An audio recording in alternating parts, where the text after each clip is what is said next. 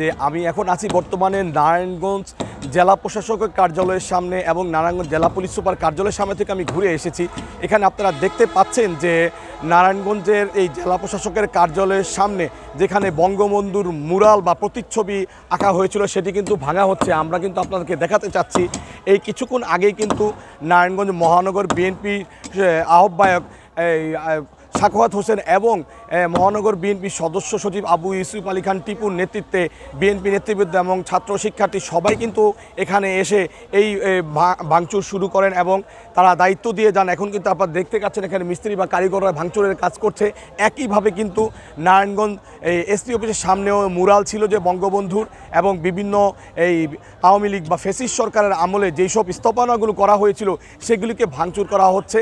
এবং আমাদের কিন্তু এই বিএনপির নেতৃবৃন্দ বা আইনজীবী যারা আছেন কোর্ট প্রাঙ্গণে তারা আমাদেরকে জানিয়েছেন যে বিগত আমলে কিন্তু এই সব প্রতিকৃতি এবং বঙ্গবন্ধুর ছবিকে ব্যবহার করে বিচার বিভাগকে কলুষিত করা হয়েছে এবং বিভিন্ন ভাবে প্রভাবিত করা হয়েছে। সেই প্রভাবকে মুক্ত করার জন্যই কিন্তু এই বিভিন্ন স্থানে নারায়ণগঞ্জের এই স্থাপনাগুলো ফ্যাসিস্ট সরকারের আমলে স্থাপিত এই স্থাপনাগুলোকে ভাঙচুর করা হচ্ছে। তো আমরা আরও জানতে পেরেছি সন্ধ্যার পরও যে বিভিন্ন জায়গায় আওয়ামী লীগের যেই সব স্থাপনা রয়েছে, যেই সব ফ্যাসিস্টের বা বঙ্গবন্ধুর মুরাল বা প্রতিকৃতি স্থাপন করা হয়েছে সেগুলোকেও একইভাবে ভাঙচুর করা হবে। তো এই ছিল আমার কাছে নারায়ণগঞ্জ থেকে সর্বশেষ।